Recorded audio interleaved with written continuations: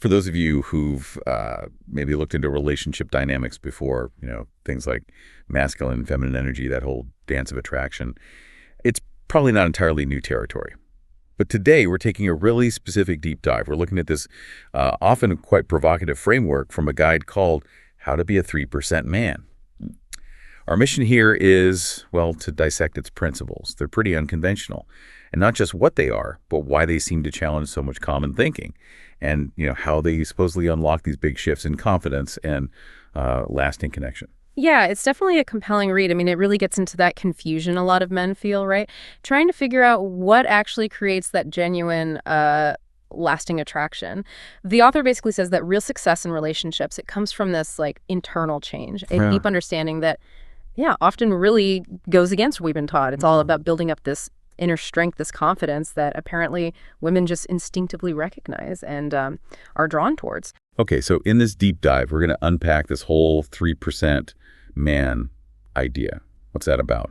We'll look at the author's own journey, how he got there, and really try to distill these, unconventional principles, the ones that claim to boost a man's confidence, his attractiveness.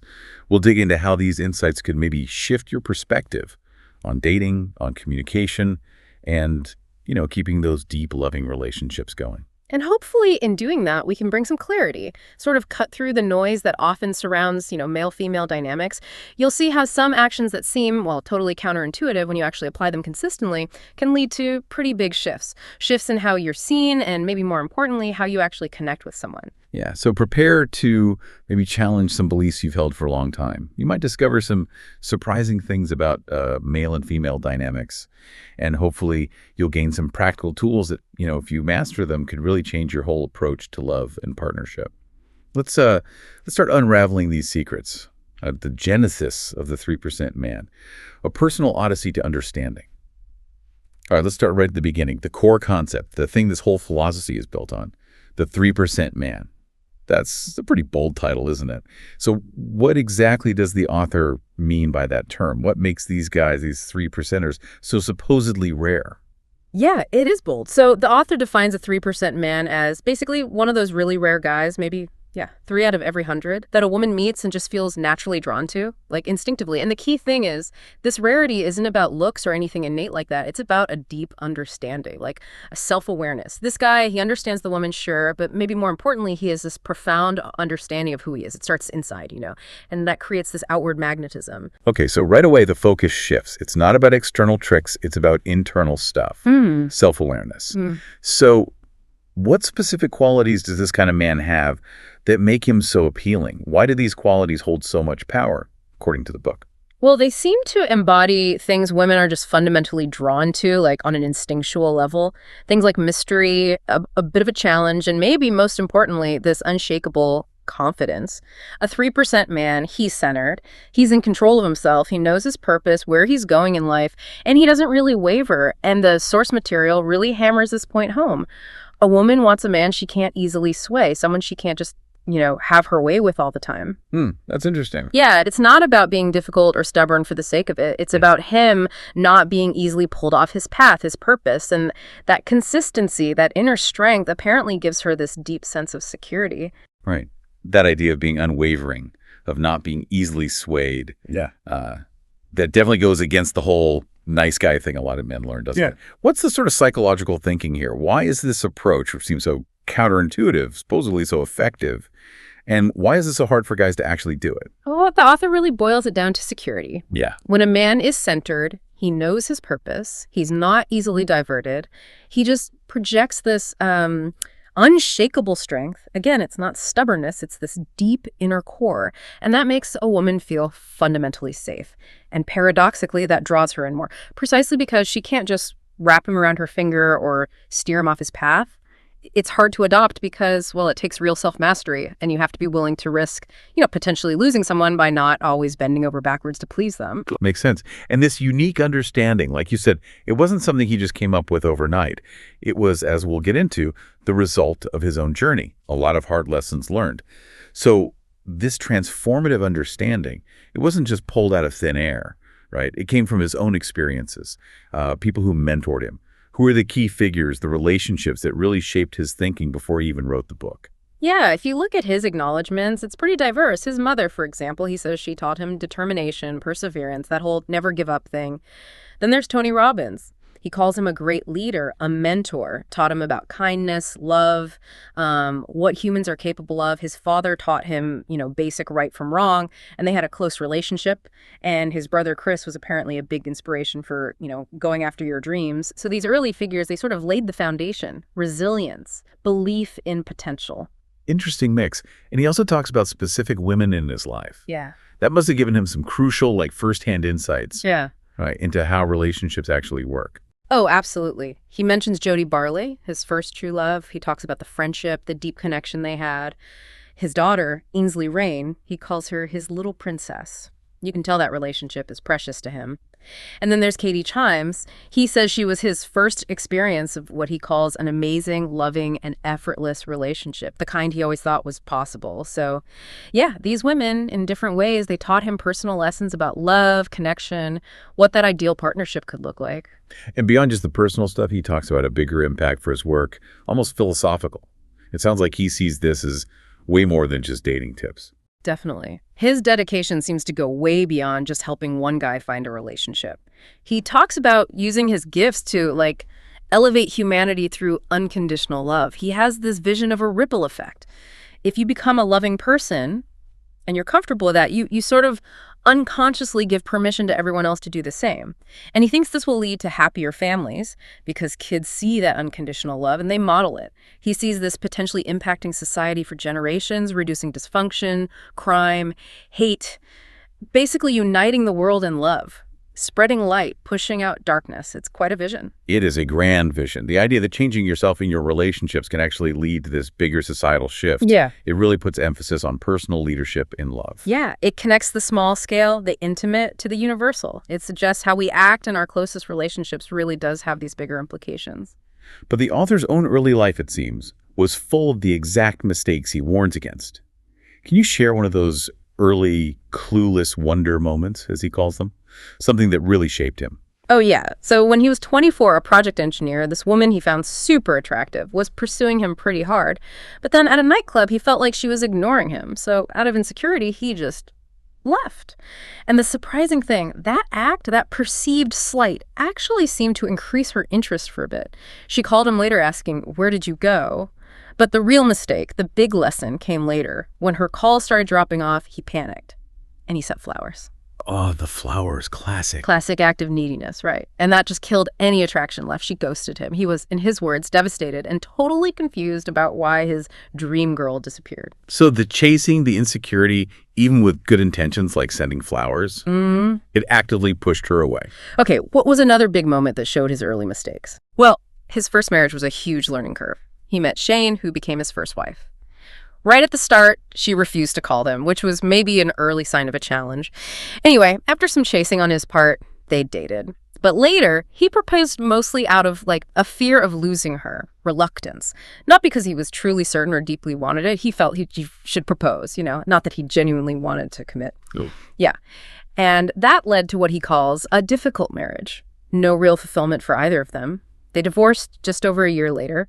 It was a really stark lesson about making big commitments from a place of fear, not authentic readiness. A marriage based on fear, not love. Oh, wow. And the jet ski girl story. That sounds like another classic case of messing up. Totally. After his divorce, he met this woman he was really into, but she had a boyfriend at the time.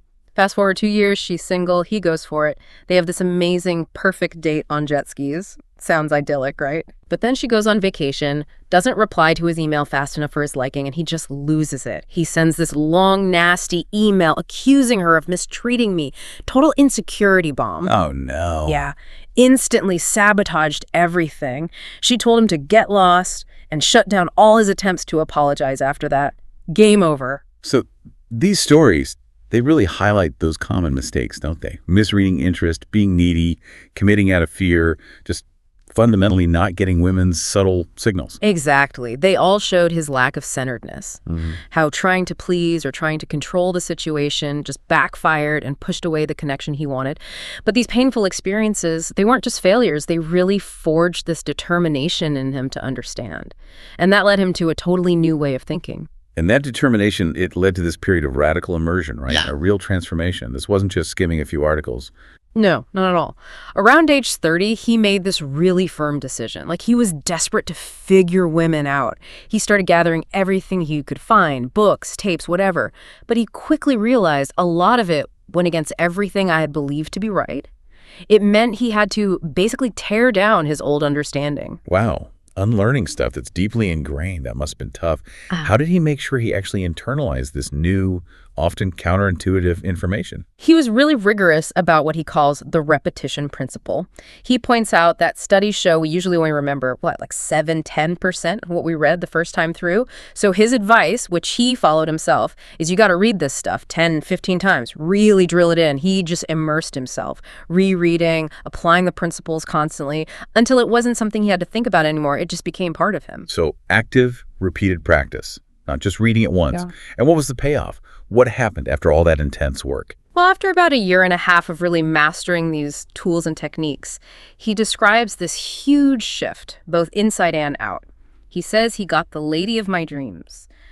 But maybe more importantly, the process changed him internally. He became this completely centered and confident man. He wasn't afraid of beautiful women anymore. Those old insecurities, the doubts about being enough of a man, they just dissolved. He realized they were basically an illusion he'd created. And how did that internal change show up on the outside? In how he interacted with women? What was different? He started experiencing what he calls effortless attraction. Women's invisible radar, as he puts it, started picking up on his new confidence, his centeredness. He noticed women just started looking at him more. In the mall, the grocery store. He wasn't even trying to get attention. And that led to this amazing feeling, he says, of being able to walk up to any woman I want and strike up a conversation. The fear of rejection was just gone. He explains that when you get to that place, you don't have to consciously think about the tactics. It just flows naturally. It's who you are. Right, so this whole personal transformation really drives home that becoming a 3% man isn't a quick fix. It's a journey, right?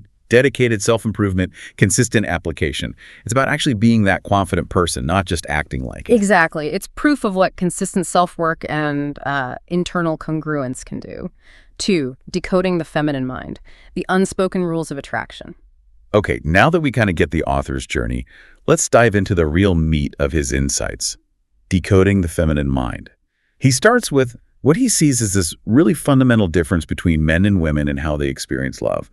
How does he frame that initial distinction? Yeah, this is super critical because if you misunderstand this, he argues, you can basically torpedo a relationship before it even starts. He explains that men, we're primarily visual, physical. We can instantly size up a woman, hair, eyes, body, and our emotions get engaged really fast. And this often leads to guys saying, I love you way too soon. Like second or third date sometimes, before they even really know her. For men, attraction can feel like this instant physical thing, then bam, emotional connection. Okay, and how does that stack up against a woman's emotional path to love? Well, for women, he says, it's much slower, more gradual. They take way longer to fall in love. They need to build trust first, feel that emotional connection grow. What really gets their emotions going and what turns them on is the whole experience of the courtship. You know, the anticipation, the wondering, the slow reveal of who the guy is. It's the journey, not just the destination, that builds her emotional investment. And then, usually, the physical desire follows that emotional buildup. Right, so that instant emotional reaction from a guy or saying, I love you really early, that can actually backfire, create the opposite effect he wants. Exactly. The author really stresses this. A man's instantaneous emotional response, those early declarations, can make him seem needy, unmasculine in her eyes. And that makes her feel unsafe. She gets wary, uncomfortable, and any initial spark just fizzles out fast. A woman who's really in touch with her feminine core, which he defines not as being weak, but as this natural pull towards emotional connection, trust, and wanting secure leadership in her partner, she'll instinctively pull back from perceived weakness or too much neediness. She just knows something's off, even if she can't quite put her finger on it. Wow. So this fundamental difference, it really shapes everything that comes after, especially in those early dating stages. It kind of sets the rules for how men should approach courtship. It really lays the groundwork. Ignoring this difference is, according to him, one of the biggest mistakes guys make because it directly hits her sense of safety and trust. Okay, so he introduces this cat analogy, which might sound a bit blunt, maybe even a bit controversial to some, but it seems designed to highlight this specific aspect of attraction, the allure of genuine independence, right? How does this analogy try to reframe a guy's approach? And do we see echoes of this elsewhere, maybe in other psychological ideas? Yeah, the core idea, women are like cats. They come and go, do what they want when they want. It's not meant to be dismissive. It's really underscoring how ineffective chasing is. You know how a cat is often drawn to the person in the room who's least interested in petting it? Totally. Always happens. Right. Well, he argues women are similar. They're drawn to a man who's centered in his own life, not desperate for hers. It does align with ideas about non-attachment, confident self-possession. You got to be patient, let her come to you. Sudden moves, being aggressive, that just scares her off. It signals neediness. Okay, so if aggressive chasing is out, should a guy aim for indifference? How does the author define that? Isn't there a risk it just looks like you're not interested at all? That's a really key distinction. He explains that true indifference isn't about being cold or rude. It's about keeping your emotional center. Like you said, cats are drawn to the person least affected by them, the one not trying so hard. Similarly, a man needs to cultivate this emotional endurance to her testing. He shouldn't let her beauty just knock him off his feet, override his centeredness, and he shouldn't let her seeming interest or lack of interest throw him off balance emotionally either. It's about treating a beautiful woman basically the same way you'd treat a woman you had zero romantic interest in. You're not swayed by her looks. You stay true to yourself. Okay, so it's about that internal balance, not just reacting to her. Yeah. And what about mystery? How does that keep the cat, so to speak, engaged? Curiosity. That's huge. Cats are curious, right? They'll poke around as long as something intrigues them once they figure it out. Bored. Move on. Same with women, he argues. Men need to keep them wondering. Keep them curious. If you just lay everything out like an open book right away, reveal your whole life story on date one, you kill the mystery, you kill the challenge, and her interest fades. It's got to be a gradual reveal, not full disclosure up front. This principle really does fly in the face of a lot of common dating advice. Behaviors that actually push women away without guys realizing it. It's sort of about being the prize, not chasing it, but in a confident, subtle way. It totally flips the script on what many guys are taught about courtship. It emphasizes self-possession over, frantic pursuit. Okay, let's tackle this common problem. Why those nice guy tactics often just fall flat. The author talks about a butler syndrome. A lot of guys probably fall into this without even knowing it, right? Thinking they're being romantic. Oh, yeah, definitely. A lot of guys mistakenly think that by being a butler, waiting on her hand and foot, doing every single thing she asks, that she'll fall in love. They think it looks romantic, maybe chivalrous. But in reality, he argues, this behavior just screams weakness and neediness, and that actively lowers her interest. The book emphasizes that it doesn't make a woman feel emotionally safe if a guy seems too compliant, too easy to push around. She wants a partner, right? Someone who can lead sometimes, take charge, not just a servant. That's a harsh truth, especially because the intention behind it is usually good. It sounds like a man's need for certainty might play into this too, especially for guys who are successful elsewhere in life. Oh, absolutely. The author talks about seeing these really strong, confident businessmen, guys who are amazing negotiators at work, just completely fall apart around beautiful women. Their need for certainty in the relationship makes them over-compliant. They try to control things by pleasing her constantly. But she reads that as weakness, and paradoxically, it makes her feel unsafe. They basically morph from being centered individuals into these super pleasers, and they lose that authentic masculine edge that was probably attractive in the first place. Okay, and what about asking female friends for advice? That seems like a natural thing to do, right? Ask women what women want. He actually strongly advises against that. He says, the logic is, hey, they're women, they should know right, wrong. Right. He explains that women often operate more from an emotional place, but they tend to give logical advice that doesn't actually match what they themselves are attracted to on a deeper, maybe subconscious level. Okay. They might tell you logically, oh, just be nice, or you should pursue her more.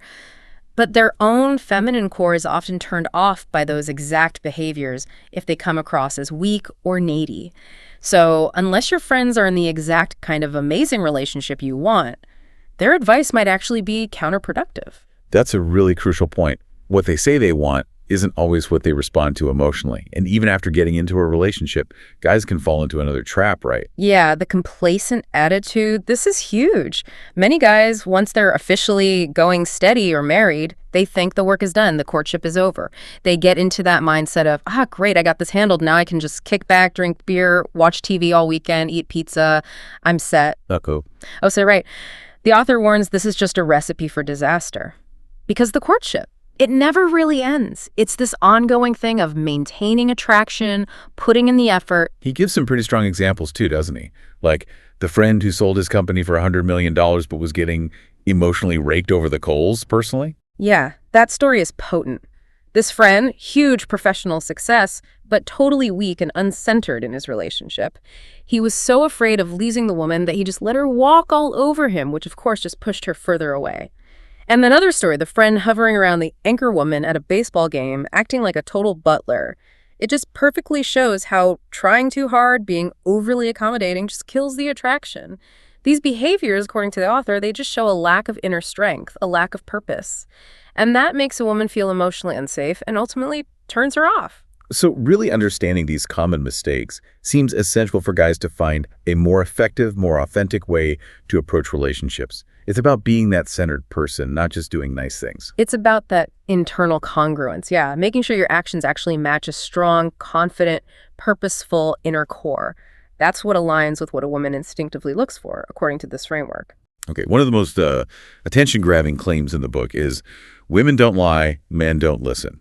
That suggests this fundamental communication gap that guys often just don't see.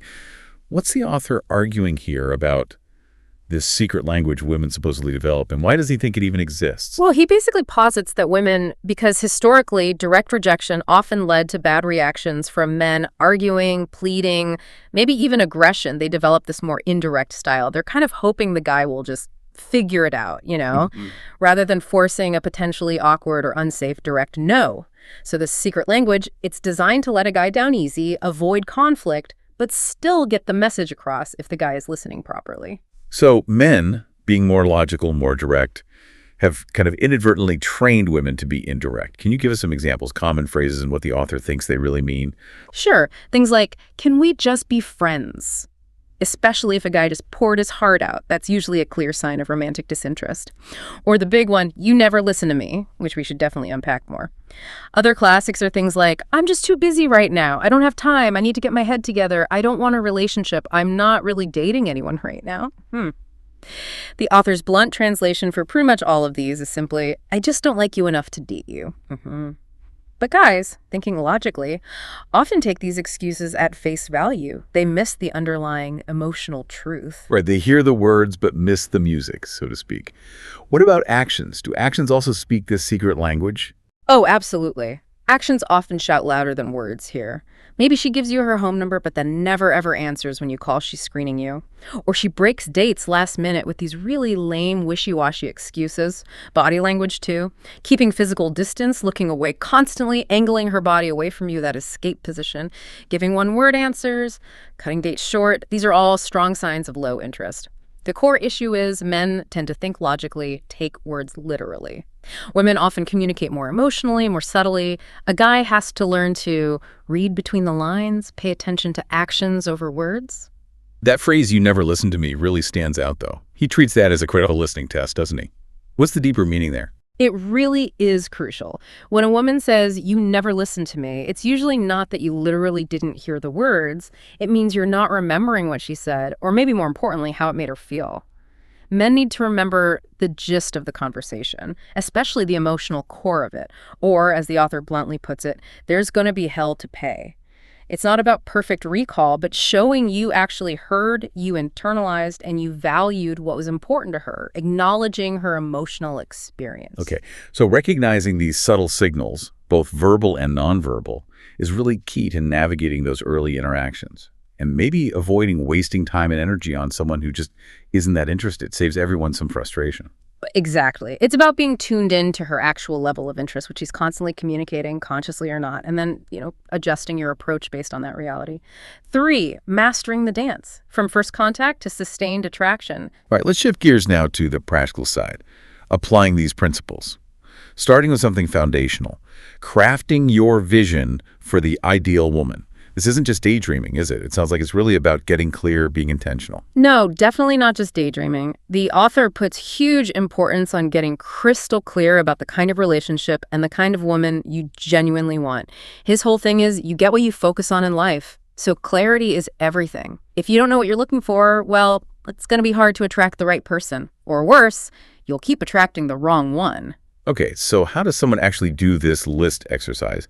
Is it more than just a mental checklist? Yeah, it's very specific. You literally take a sheet of paper, draw a line down the middle, one column, qualities I want, the other, qualities I don't want. And you need to be super specific. Think about everything. Eye color, hair color, body type, habits like smoking or drinking, her attitude, how she communicates, get detailed. Then you number the top 10 most important qualities in each column. He admits, finding someone with every single quality might be tough, but focusing on the top 10 makes it realistic and directs your focus. Okay, got the list. Then he adds this powerful visualization step. Writing a love letter to this imaginary ideal woman. It's not just listing traits, is it? It's about really feeling it, embodying that feeling of being in love with her, connecting emotionally with those qualities. That seems like more than just a list. It's like trying to manifest it. Yeah, that's exactly it. He instructs you to close your eyes, really imagine you're already head over heels for this woman. Then you write her a love letter, detailing all the things you adore about her as if she's already in your life and you're deeply in love. This supposedly deepens your focus on those desired traits and helps, draw that kind of person into your reality.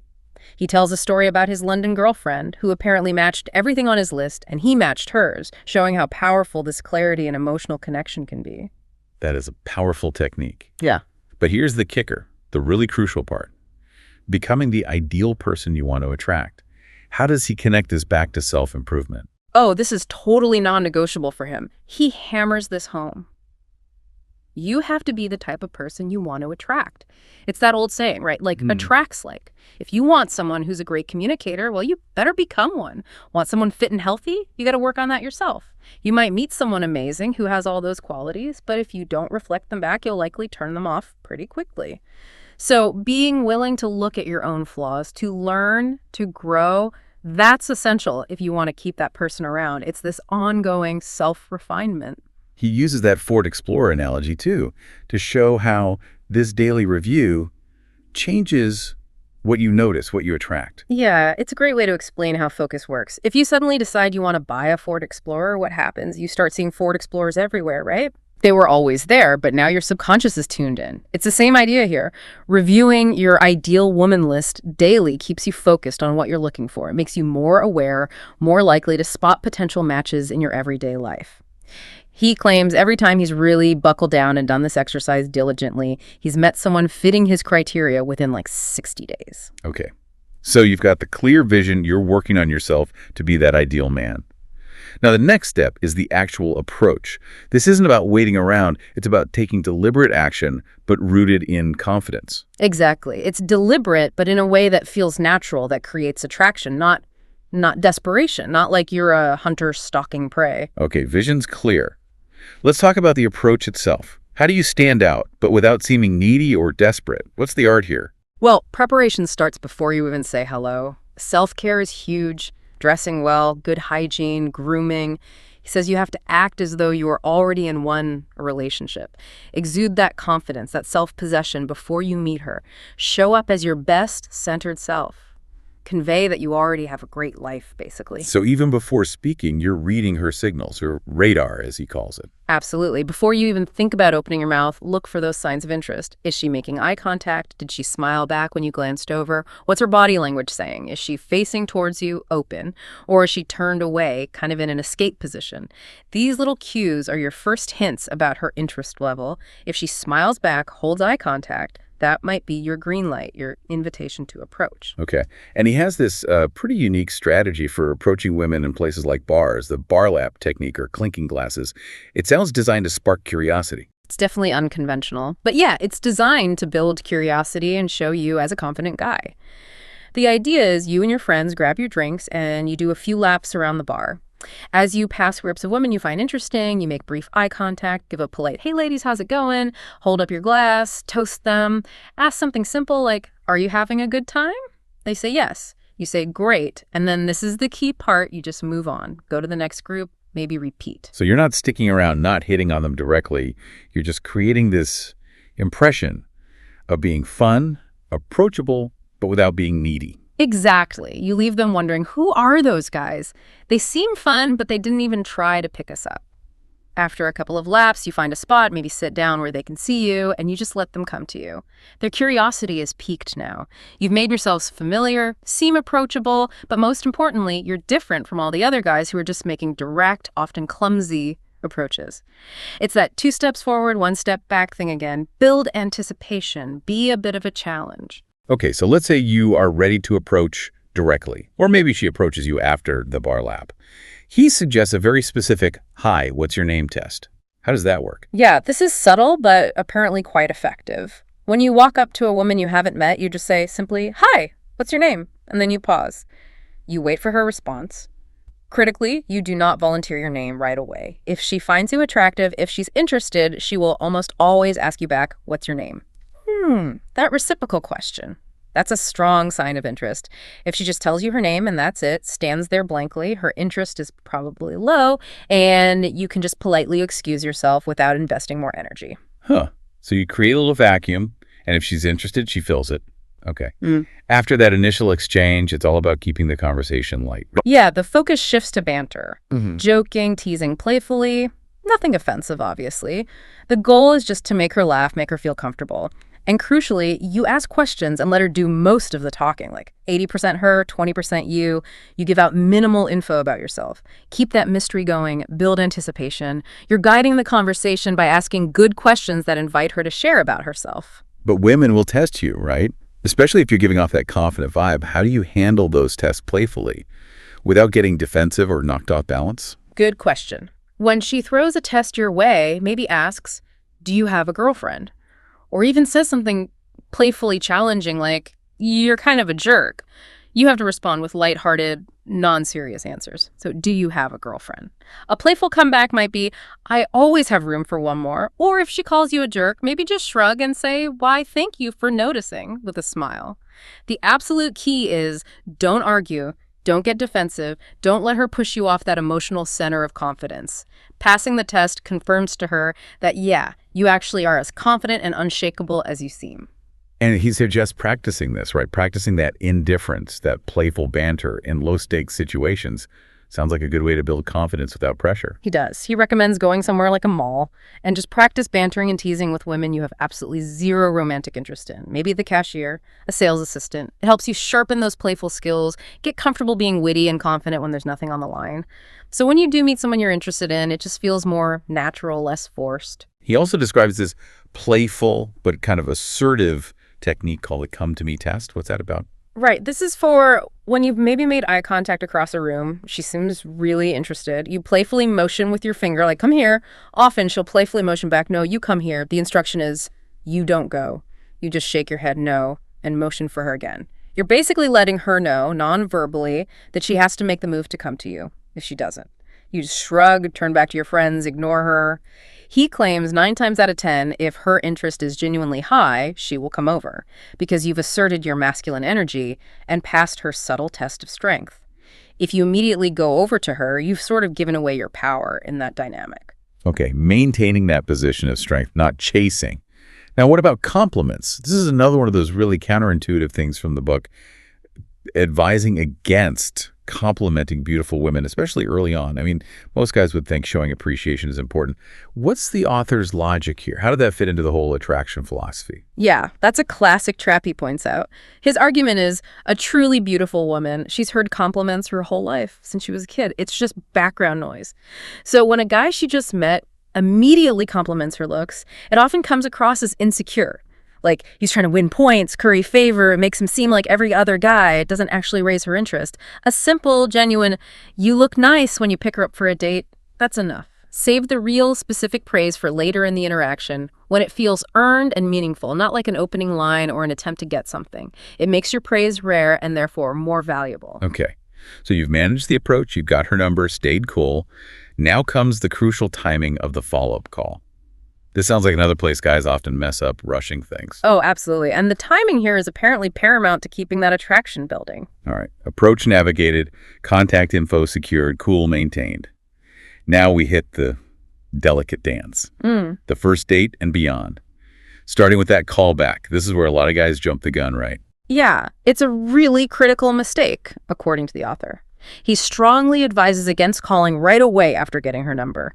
Most guys, he says, they call the next day, maybe even later that same night. And that just signals neediness, insecurity, like you have nothing else going on. Instead, you wait several days. His example is if you met her on Friday, you call her Monday or Tuesday. And when you call, it's to ask her out for Wednesday or Thursday.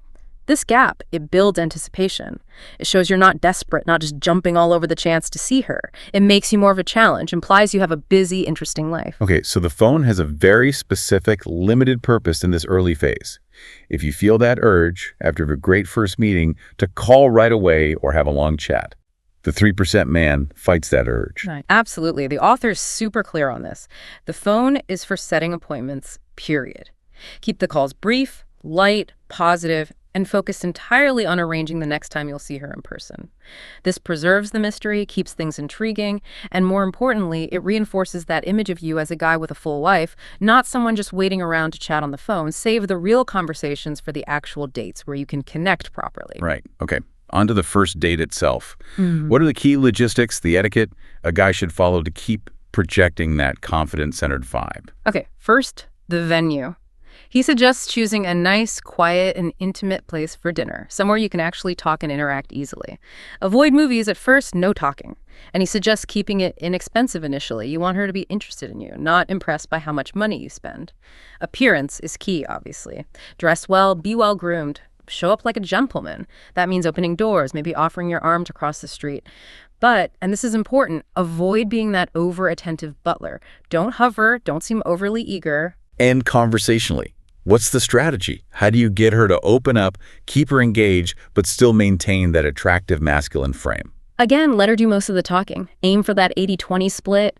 Ask good, open-ended questions about her interests, her passions, her background, what she does for fun. Keep the conversation light, positive.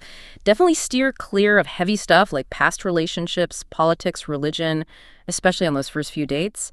And most importantly, maintain 100% eye contact. Focus entirely on her. Do not be checking out other women, the waitress, or glancing at your phone. That's just disrespectful and screams lack of presence, a huge turnoff. And what about talking about yourself? Bragging about your job, your car, how much money you make? A lot of guys feel like they need to impress her that way. Big no-no, according to the author. Absolutely do not bring up your accomplishments, your money, your fancy car, your expensive watch. To a woman, he says, this just signals insecurity. Like you feel you need external things to validate you. Like you have to prove your worth instead of just being worthy. It takes away from who you are. Also, manners matter a lot. How you treat the waitstaff, tipping appropriately. Women really notice these things. They see it as a reflection of your true character, how you treat people in general. Okay, so you've done all that. How do you end the date smoothly, on a high note, leaving her wanting more? Always be the first one to end the date. When you're ready, ask for the check and pay for dinner. That action subtly sigils the date is concluding without you having to awkwardly say, well, I gotta go now. This keeps you in control, leaves her wanting more, maintains that anticipation, keeps you being a challenge. He describes seeing that look on a woman's face, like she wants to keep talking, but he still ends it. It creates this positive emotional peak she'll want to experience again. Then comes the kiss test at her door. Sounds like a make-or-break moment for figuring out her real romantic interest level. It is, according to him. At her door, you confidently lean in for a kiss on the lips. If she kisses back enthusiastically, great sign. Her interest is high. Genuine romantic attraction is there. If she turns her head and you get the cheek, that's a very clear signal of low romantic interest. And the author basically says, at that point, it's time to cut your losses, move on, invest your energy elsewhere. And critically, never initiate a kiss on the cheek yourself. Women apparently interpret that as your low interest or lack of confidence. It's like the kiss of death that can actually lower her opinion of you. Wow. Okay. And the post-date strategy. For those crucial first, say, 60 days, do you set up the next date right away? Call her the next morning? Nope. Absolutely not. You do not set the next date immediately. You don't talk about calling again right then and there. You leave her wondering, wanting more. The same delayed callback rule applies. If the date was Thursday night, you wait until Monday or Tuesday to call her and set up the next date for Wednesday or Thursday of the following week. He's very specific. The first 2 months that you date her, you are going to go out once a week. This consistent, predictable, but not overwhelming pattern keeps the anticipation high and lets her feelings grow naturally without feeling smothered. Okay, but what if she calls you between dates? Is that a good sign? Does it mess up the whole challenge dynamic? That's actually an excellent sign. If she's calling you, that's a strong indicator her interest is high. She is now pursuing you, which is a great thing, he says. Now, in that case, you still keep the phone call relatively short. Be happy to hear from her, chat briefly, make definite plans for the next day, and then get off the phone. Maintain that busy guy with a purpose vibe. Her reaching out just confirms her emotional investment is growing, which is exactly what you want. Okay. These disciplined approaches, they really seem designed to build that strong, confident presence that women, according to this book, find deeply attractive. It's about a consistent, intentional strategy that makes her feel safe and keeps her curious. Yeah, it creates this framework where she feels secure in your masculine energy. She knows you're not going to suddenly become needy or clingy, and that allows her to relax into her feminine side and let her emotions fully engage, knowing you won't be easily swayed or thrown off course. 4. The long game. Sustaining love, navigating tests, and deepening connection. Okay, we've covered getting the initial attraction going, navigating those first dates successfully. But what about the long game? How do you keep that initial spark, that growing connection going strong, turn it into lasting, deep love? Right. This is where the idea of perpetual courtship really comes in. The author is adamant about this. The courtship continues. It will be ongoing your entire life. Yeah. He's incredibly clear. Whatever you did to make your lady fall in love with you, that's exactly what you have to keep doing to keep her. It never stops. Things like being a challenge, building anticipation, being a little unpredictable, those aren't just for the beginning. They're crucial for the long haul, too. So complacency then, getting comfortable, that's the real enemy of keeping desire alive in a committed relationship. Absolutely. He warns strongly against that attitude of, okay, I've got this relationship thing handled now. If you stop dating your partner, if you stop putting in that effort to maintain the dynamic, he says bluntly, some other guy eventually will. Yeah. He talks about how many men get dumped after years together and they're completely blindsided, totally clueless. Why? It's because, in their minds, the courtship ended years ago. They started taking her for granted. He also mentions the big bounce, women coming off long relationships. That seems important to recognize, even if attraction seems high later on. Yeah, that's a good caution. He points out that women who are rebounding from long relationships or divorces might show really high interest at first. They might seem super into you. But often their emotions are still really raw, and they aren't truly ready for a new, deep commitment yet. He shares a story where a woman he was dating, who seemed very interested, suddenly went back to her ex. The crucial takeaway here is, don't become her mama. Don't become her constant emotional caretaker for ongoing issues from her past. If she's constantly needing emotional support, crying in your arms every night for weeks on end, that, according to the author, is one of the quickest ways to turn your lady off. It signals weakness, neediness, the opposite of the strong, centered man she's drawn to. You're supposed to be her rock, not her therapist, essentially. That's a really important line to draw, isn't it? Being supportive versus becoming an emotional dumping ground. Okay, and finally, the big one. The L word. When is the right time to say, I love you? Seems like another area where guys often rush in. The author is pretty definitive here. Let her say it first. Period. Most guys, he notes, say it way too early, first date, second date sometimes, and it just comes across as needy. Women, remember, fall in love slower. They're often put off by these premature declarations. He suggests that if you're consistently following his principles, dating once a week for the first couple of months, she will typically be the one to say, I love you, somewhere around the 8th to 10th date mark, or at least within those first 2 months. You should actually be able to anticipate it, he says, by reading her high-interest signals, calling you a lot, texting, saying how much she misses you. Only after she's clearly head over heels in love should you start increasing the time you spend together beyond that once-a-week date. Okay, so real love, lasting love, it isn't static. It's this dynamic thing that needs consistent effort, a strong core.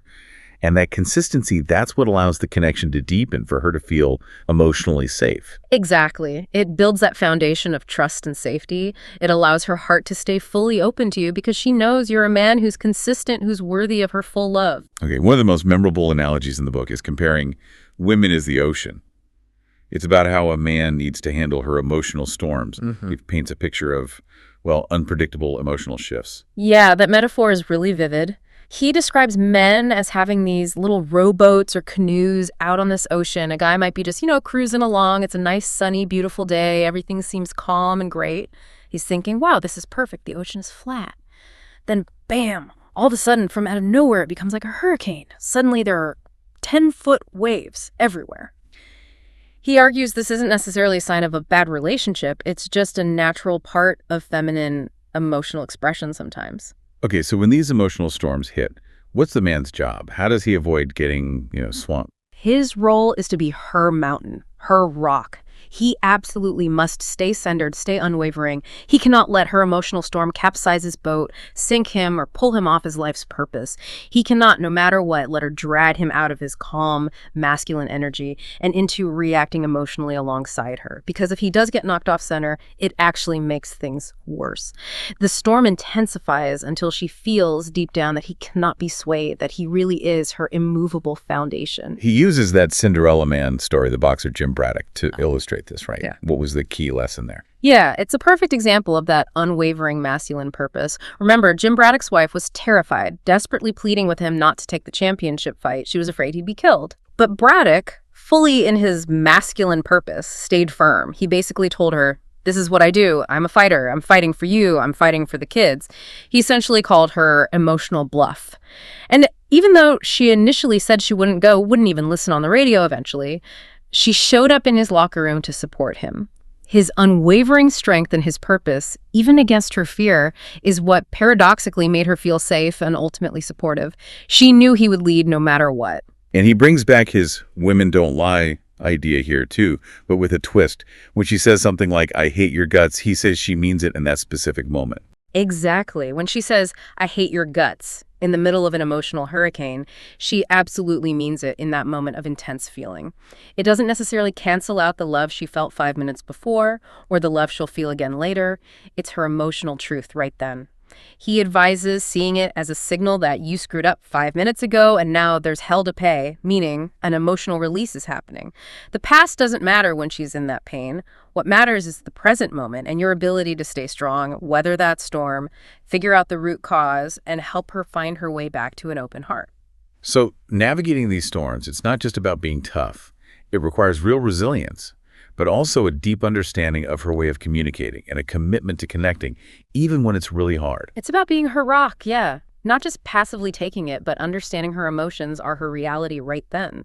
And your role is to guide her through it with strength, with love, without losing yourself. Okay, building on weathering those storms, the author gets into the art of deep communication, how to break through those emotional walls, especially when women give those subtle, "ooh, nothing's wrong" signals. We've all been there. Oh, yeah. This is incredibly important for long-term connection. When she says, "Oh, nothing, everything's just fine," but her tone, her body language, everything screams otherwise, that's not a dismissal. It's actually a test. It's her subconscious way of asking, how much do you really care? Are you willing to push past these walls I'm putting up to find out what's really going on with me? If you just shrug and walk away, go sit in front of the TV. Later, she might blow up about something totally unrelated, like you forgetting the garbage. But the real issue was your failure earlier to pursue her emotionally, to show you care enough to open her back up. Okay, so you have to persist, but gently, right, playfully, to encourage her to actually open up. Exactly. He calls it persistent and playful inquiry. If she says she doesn't want to talk, you don't just leave. You stay present. Maybe you use humor. He gives examples like simming to her, playfully tossing almonds at her gently, taking dishes out of the dishwasher she just loaded, closing it again, maybe gently holding her or tickling her, even if she initially resists. Your purpose, he says, isn't just to annoy her, it's to find out what's wrong, to give her the love that she is really looking for, to show her that no matter what barrier she puts up, you're not going to be deterred from connecting with her heart. Okay, and when she finally does start talking, what's the key? How do you really listen and validate what she's feeling? Active listening and validation are absolutely crucial here. When she starts sharing what's bothering her, you listen intently. No interruptions, no judging, no trying to fix it immediately. Then you repeat back what you heard her say, making sure to reflect the feelings involved. Something like, okay, so let me make sure I understand. When I did X, Y, and Z, it made you feel really hurt and upset. Is that right? This shows her you're actually understanding her emotionally based operating system, as he calls it. You're hearing her, not just the facts. You're building rapport by showing empathy for her emotional state. And the apology. If an apology is needed, it has to be sincere, specific, and no excuses. Right? Exactly. You own your part completely. No, yeah, but or trying to rationalize why you did it. A sincere apology sounds more like, "You're right, I'm sorry, honey, I was just rushing, I was being selfish, I was only thinking about myself, not you. I totally took you for granted and I am really sorry." You link your actions directly to the emotional pain she expressed.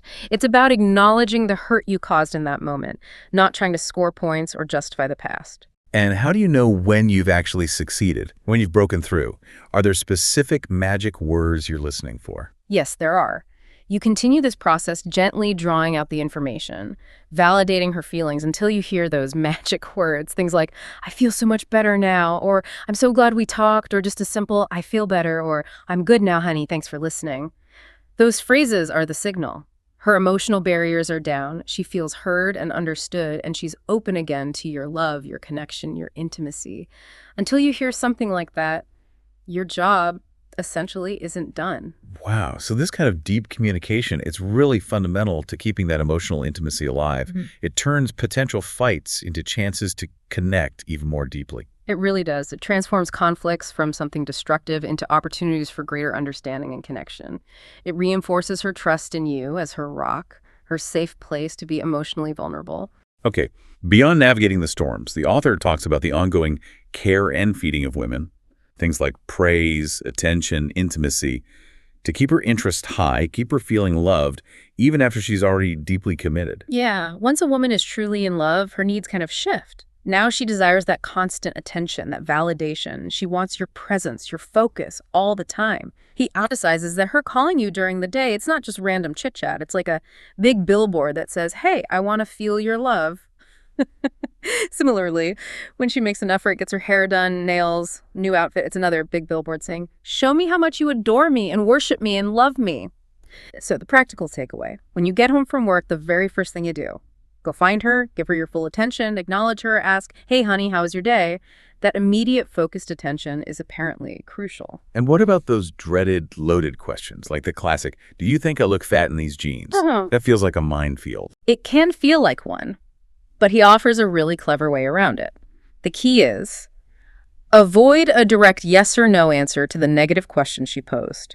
Instead, respond with praise for something you genuinely do desire or find attractive about her, not criticism of what you don't like. So instead of saying no, which she probably won't believe anyway, or yes, which is just mean, he suggests something like, "Honey, those jeans aren't really important to me, but you know what I think is really sexy?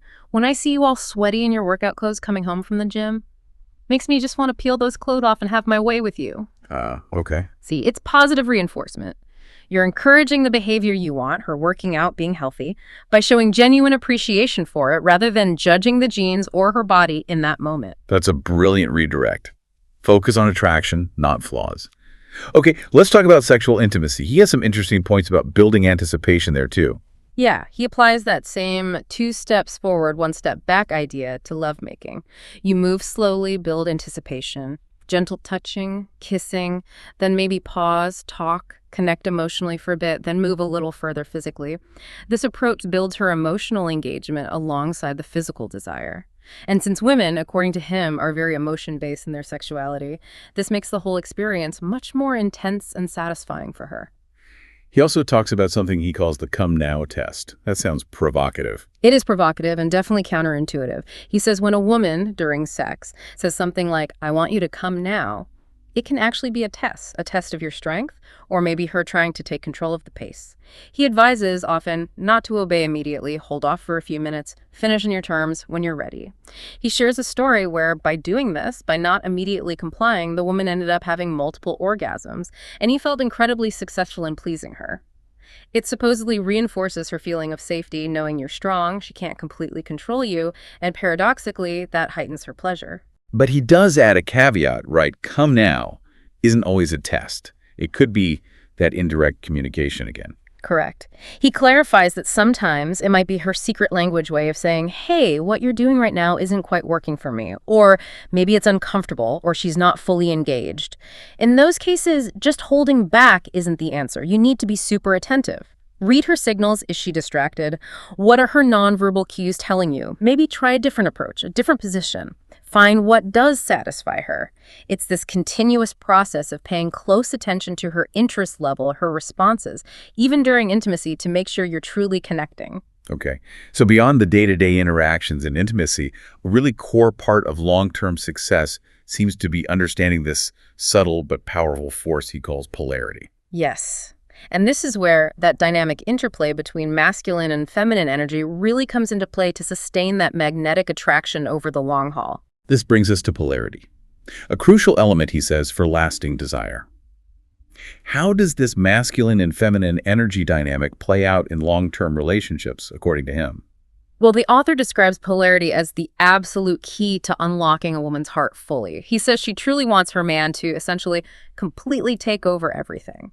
This allows her to relax completely into her feminine energy, to become his joy. He's her rock. She knows deep down he can handle things, he can take away her worries. And when she feels that safety, that strong leadership, that's when she can be playful, loving, just a delight. It's not about being controlled in a negative way. It's about submitting to his strength, embracing his leadership, which makes her feel incredibly safe and cherished. Okay. And what happens when that polarity fades? What are the visible signs that a relationship might be losing its spark because of this imbalance? You start seeing these clear signs of, well, dysfunctional dynamics. He points out things like couples walking down the street separately. Maybe the woman is 5 or 10 feet ahead and the man's just sort of being led by the nose. That indicates she's kind of taken charge, often unconsciously. He also notes that sometimes women might cut their hair really short, stop wearing makeup, stop taking care of themselves physically. He argues this can happen because they feel shut down, unattractive, because their man feels weak to them. He even mentions couples wearing those "I'm with stupid" t-shirts or dressing in really baggy, similar clothes. He sees that as a visible sign that there's basically no polarity left. It's almost like they've become desexualized buddies. He shares a story about a friend's marriage too, right? Where the friend was outwardly very masculine, but the polarity was still lost. Yeah, that's a powerful example. He describes this friend, a super masculine guy in his business life, but who became a total wimp, as he puts it, around his wife. When they first met, she was vibrant, took great care of herself, but over 10 or 12 years, she cut her hair short, stopped wearing makeup, let herself go physically, became really bitchy and resentful, and they hadn't had sex in like 4 years. They were only staying together for the kids. The author argues this is a direct result of the man failing to maintain his masculine core within the relationship, and that caused her to shut down her feminine side and ultimately killed their intimacy. Wow, so it's about maintaining that authentic masculinity in the relationship, not just in other parts of life. Yeah. This seems to lead into his idea about the masks we wear. Exactly. He talks about how societal pressures, especially at work, can make people adopt these masks. Women might put on a masculine mask to succeed in business. Men, maybe due to upbringing or other pressures, might adopt a feminine mask, being too passive, too agreeable, that doesn't match their true masculine core. This creates this internal conflict, and it makes genuine polarized attraction really difficult. He gives an example of a really stunning, successful woman he dated, but he said she was so in her masculine that it was just too much work for him. Yeah, despite her looks, her success, he wasn't deeply attracted because that essential polarity was missing.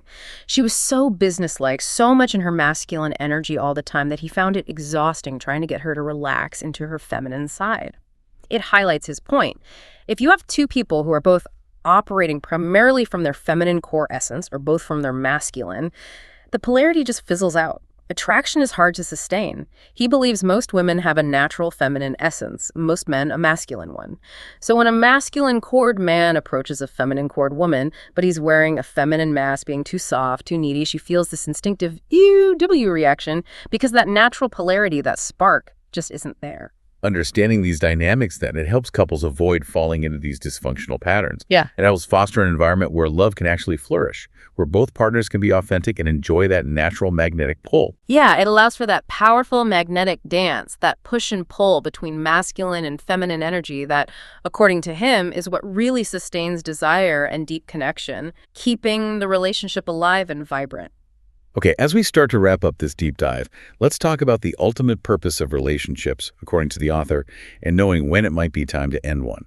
This leads into his 10 disciplines of love. Yeah, he comes back to this core belief. Relationships are primarily opportunities for growth. You don't enter them to get something, you enter them to give. And the idea is if both partners are focused on giving, on contributing to the other's happiness, then both people's needs will naturally get met in the process. It's a selfless approach, focusing on contribution that he sees as foundational. And what if that growth stops?